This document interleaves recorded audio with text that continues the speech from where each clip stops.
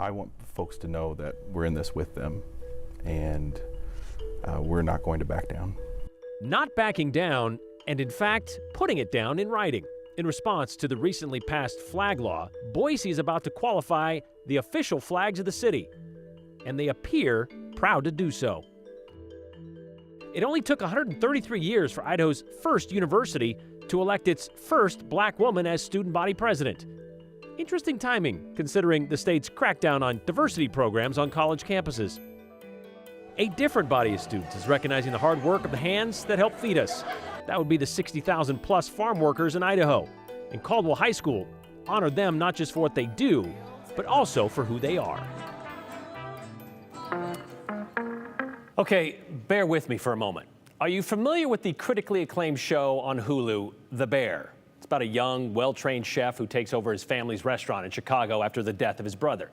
The show deals with suicide, mental health, dysfunctional family dynamics, some really heavy stuff.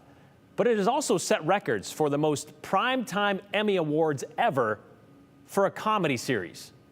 The Bear is a comedy? Well, TV fans might remember that controversial question over the last few years, and Forbes magazine explained why that is in a story last fall. Writing, the Television Academy of Arts and Sciences has, well, no enforced definition of what a comedy is. Quote, they wrote, "The Bear is considered a comedy because the show's producers see it as one," which is kind of the same approach the city of Boise is taking when it comes to the pride flag. Tonight, during their regular city council meeting, they're expected to issue a proclamation, a resolution that would make the pride flag an official flag of Boise because, well, they see it as one. As the proclamation says, because the new flag law, that would be House Bill 96, quote, allows municipalities to display official flags of the municipality, and because the new law does not, quote, limit or define what constitutes an official flag of that municipality, just like the Television Academy and comedies, and while the city does not concede the flag is valid or enforceable, it does want to memorialize what are official flags of Boise. Therefore, Lauren McLean, the mayor, hereby proclaims retroactively these three flags as official flags of Boise. That'd be the blue flag, which says Boise, City of Trees, so I guess they can't replace that one now. The white organ donor flag, honoring National Donate Life Month, and the rainbow flag, commonly referred to as a pride flag. And since the flag law doesn't define or limit what is official, Boise's now putting the official label on the pride flag because, as we mentioned, the city leaders see it as one. So why? What would a resolution do? We've made it clear many times on the 208. Resolutions, they aren't much more than just strongly worded letters. So to get those answers, we asked them of Council President Colin Nash, the sponsor of this resolution, starting with, why does he feel the need to do this? I think it's important for us not only to communicate to any law enforcement that might be interested, but also to the public that we're doing this out of a sense of duty rather than defiance of the state legislature. So we feel a duty to the people and the messages that we convey, but also to ensure that we're complying with the state law to the best of our ability. Resolutions, proclamations usually don't have much legal standing. Mm-hmm. Does this really do anything, I guess, is my question. Yeah, so it just formalizes a practice that we've already been doing. I mean, my son, when he was 5 years old, we learned that there was a pretty good chance that he's going to need a liver transplant at some point in his life. And Councilmember Stead, who raised the Organ Donation Awareness Month flag with me, she had a sister-in-law that had a kidney transplant recently. And these are the types of messages that we're excluding if there is a motivation to target, say, the pride flag in a relatively neutral manner. The mayor has told us and said publicly, the city of Boise, meaning the residents, support this flag flying. Are you getting that same vibe? Is that what you're seeing? Yeah, I would say a majority do, but even issues that can be divisive are still important. Are still important for us to stand up for. I try to go out of my way to make sure that the things we do aren't simply gestural, but when members of the community reach out to you and say how important this is to them, it really stiffens your spine and makes you realize that what you're doing is important. And even if the Boise Pride flag makes one person feel seen and appreciated and feels like their government has their back, it would be worth it for me. You're expecting a big crowd, or at least the police are expecting a lot of people outside, assuming here to protest the flag that's flying out there. What would you have to say to them? Yeah, I expect supporters and opponents of it tonight. I think there is an expectation among the opponents of it that the government should remain neutral in issues like this. I did not run for office to remain neutral. I'm not neutral on any number of issues that affect the city, and I'm not neutral on defending marginalized neighbors and their civil rights, and making sure that they feel seen, and that Boise is a place where even if you feel like there's an effort in this state and in this country to erase LGBTQ people from the public discourse and from public spaces, the city of Boise is not going to be a place that gives in that fight. We did notice on the agenda tonight for tonight's meeting, they included a section that has a bunch of emails that people had sent in after they made this announcement that they're going to have this resolution. And predominantly, majority of them are positive, in favor of this resolution. So when he says, yeah, most of the people in Boise, yes, we just kind of skim through it. We'll kind of dig through them more this evening and see what we find. But that's kind of what we saw from the first flush. But we mentioned the crowd expected down there tonight. It's worth noting, public comment will not be taken on a resolution. That's standard practice with the Boise City Council. They're usually part of a consent agenda, meaning there's usually a bunch of stuff they just approve en masse. And this resolution is also part of that. But Council President Nash told us he expects tonight to kind of pull that out of the consent agenda and then open it up for discussion among the council members, not to the public, just among the council members. Our Abby Davis is going to be down there for that meeting beginning at 6 tonight, and we'll have a full report tonight on the news at 10. You know, it's older than the state of Idaho, yet it's never too late to be breaking some new ground. This spring, for the first time, the students of the University of Idaho have elected a black woman to lead their student government.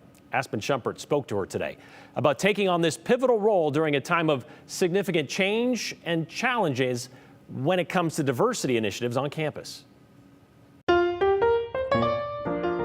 The University of Idaho's history is scattered with significant firsts for black students.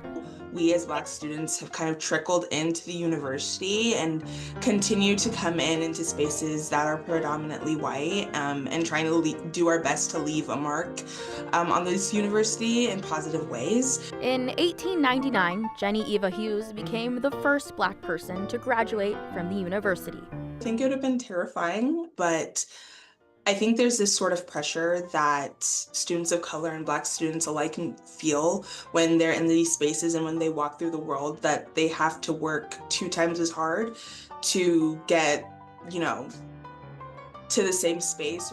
Black student athletes in the early 1960s, like Gus Johnson and Ray McDonald, who became All-Americans, were instrumental in diversifying the university's athletic teams.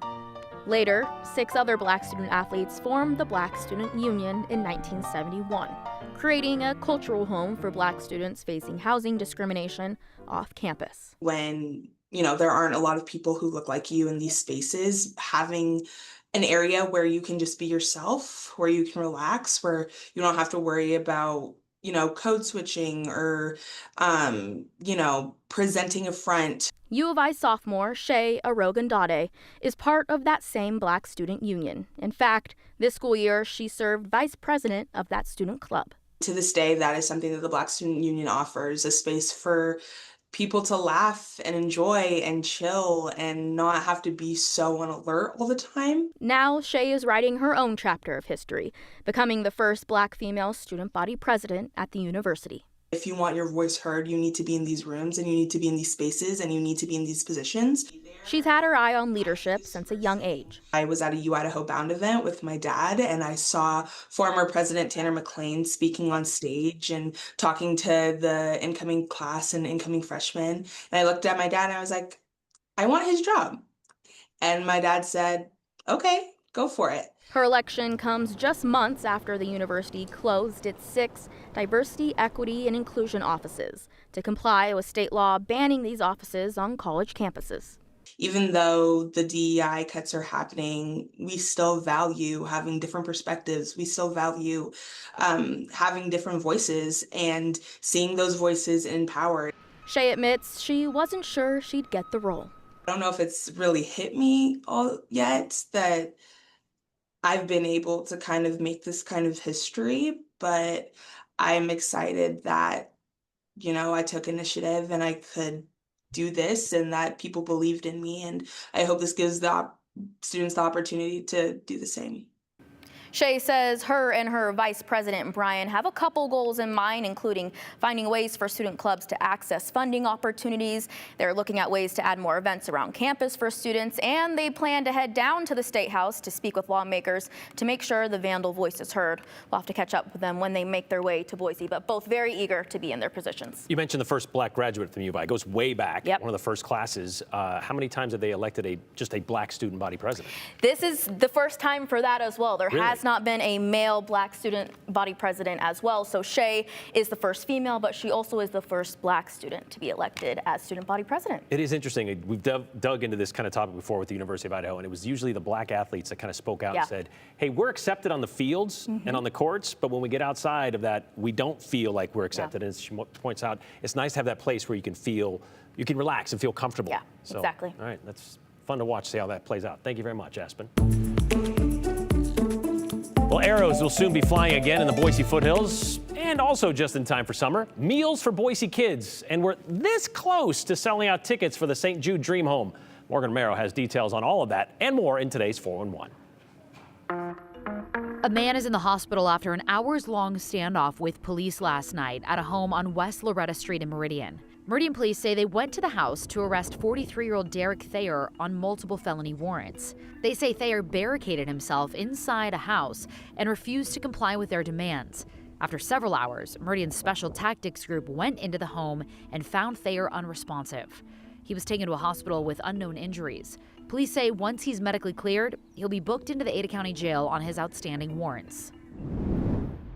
West Ada School District is offering free breakfast and lunches from June 2nd through August 1st for all kids at multiple locations. No requirements and no enrollment. You can find the locations right now on ktvb.com.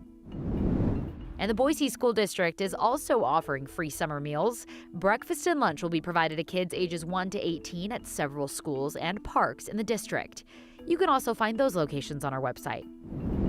Over 25,000 seeds have been planted. The Boise foothills are slowly coming back to life after the Valley Fire destroyed parts of them last summer. Also back to life is the popular archery range in the foothills that closed because of that fire. It reopened on Saturday. You can now tour the St. Jude Dream Home. Tours are open Wednesday through Sunday at the times on your screen. They run through May 18th. And you can still buy your ticket for $100. Just visit dreamhome.org to get yours before they sell out. The money raised helps St. Jude Children's Hospital. We'll draw the winner of the giveaway, plus all the other prizes, Wednesday, June 11th. And that's your 411 on the 208. I'm Morgan Romero.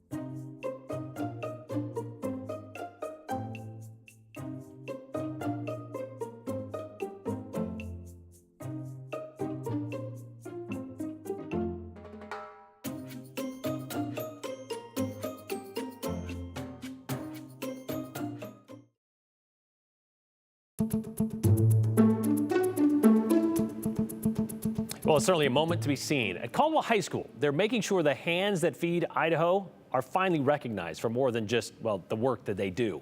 As Hunter Funk explains, the students honored Idaho's farm workers who really helped grow their community, not just the food in the fields, but the community itself. Yeah, literally, right? Yeah. They went to give the people who keep Idaho's economy afloat the recognition they deserve. To put it into perspective, Idaho relies on more than 60,000 farm workers each year. It's physically demanding, often overlooked, and vital to our food supply. When you're a farm worker, you learn perseverance because we've got to finish this field and we're not going to go home. You learn teamwork. So if you are finished up ahead, you go get the water, the jug, and bring it over so people can drink. But it also felt so good when you would finish a field and you think, wow, that's clean, and we did that.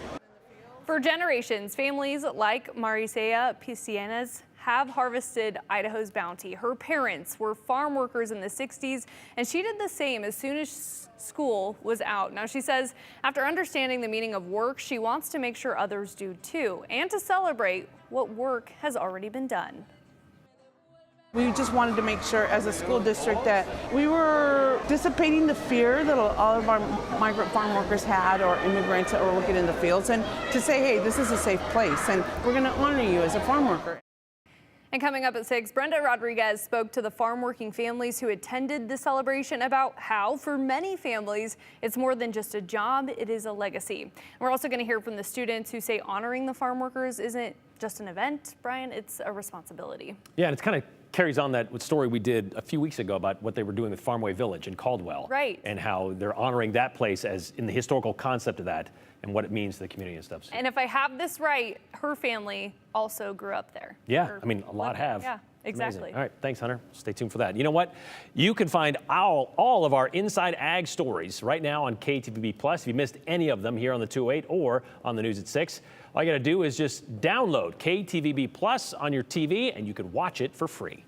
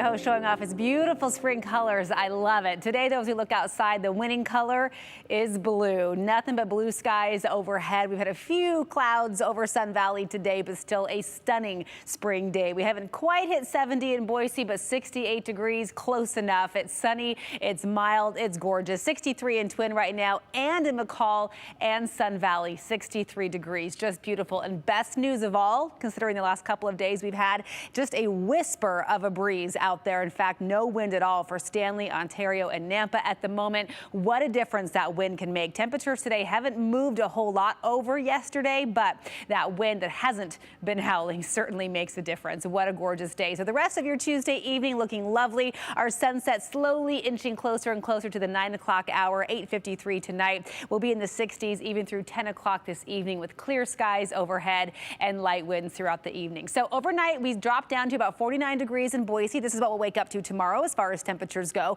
Generally low to mid 40s across the Snake Plain. Cold in Stanley down to 29. We'll start off in the mid 30s for all of you in the McCall area. Temperatures, though, start to take off. This is the beginning of a pretty intense warming trend that takes hold of us for the next several days. So up around 80 for most of the Treasure Valley tomorrow. Mid 70s in the Magic Valley, well into the 60s across Camas Prairie and the mountains. So here's that weather setup. Here's our low pressure system that sent just a few clouds and even some showers over the Magic Valley early this morning. That has dropped to the south. High pressure will amplify in for the next several days. That will take us into likely record setting, at the very least, record challenging territory by Saturday. Look at the forecast highs across the Treasure Valley. That's not a typo. We're expecting to hit 91 degrees in Boise and Ontario, just shy of some records there. Twin Falls looks very likely to shatter a record by Saturday, upper 80s, and McCall will be in the mid 70s. By Mother's Day, temperatures do back off a bit, so luckily we won't be quite that toasty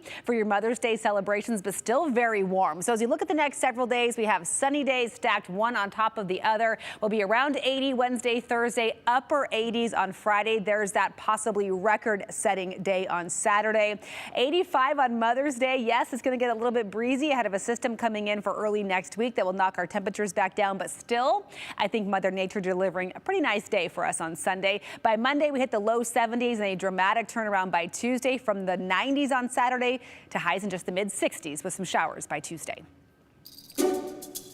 Quite the roller coaster there. Well, the warmer temperatures that we're seeing on that 7-day forecast mean we're one step closer to summer, of course, which means you can expect backups on Highway 55 near Banks as people, well, head for the hills to get out of the summer heat in the valley. But this summer traffic won't look the same at that Banks-Loman intersection thanks to a new traffic light, which was turned on yesterday at that busy intersection. Except Mark said it didn't turn on yesterday, telling us yesterday the traffic lights on Highway 55 are not functioning, just traveled through there. Well, Mark, moments after you did send us that text during the 208 yesterday, our reporter Abby Wilt, she sent us this video. And there it is. The light is lit. It's up and running, and people are stopped. That's, of course, coming out of the Loman direction. Plus, the Boise County Sheriff's Office did confirm today on their Facebook page the county's only traffic light is fully operational. The light will operate 24/7, so make sure to pay attention to those new traffic patterns as you head in that direction. Idaho Transportation Department also says this is just part of a long-term plan, a long-term improvement project, which includes widening that intersection, maybe putting in a new bridge, bridge expansion, turn lanes are also included with that, and possibly some more. So the light is just a preliminary fix, but a welcomed one for anyone who drives 55.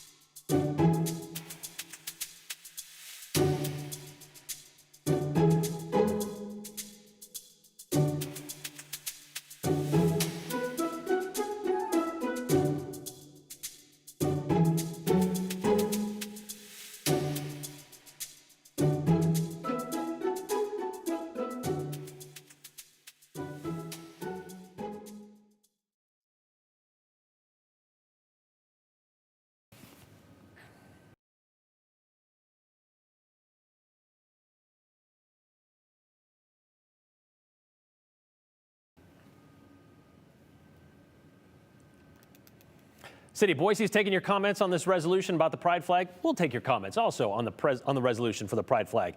This is from Kip. It says, flags, don't we have better things for our legislature and AG to address and take care of? Kudos to the City of Boise for fighting this. Meanwhile, this one from Sheila. Until this year, I believe the pride flag has been flying for years, no problem. That's true. For at least 10 years, the legislator made it a problem, says Sheila. Thank you, Council President Nash, for supporting the rainbow flag. The mere appearance of the symbol at City Hall in the windows of cars, local businesses, literally saves lives. It helps LGBTQ plus folks know where they are safe at a frightening time where they know they want us all to disappear, says Clarine. Meanwhile, Shelley from Boise, I feel that if the City of Boise is going to fly the pride flag, they should put it to a vote of everyone. You want an election on what flag is flying? Well, tell you what, there is an election coming up, and you could take it to the polls yourself. Try that. Continue with us and watch free now on the KTVB Plus app everywhere you stream.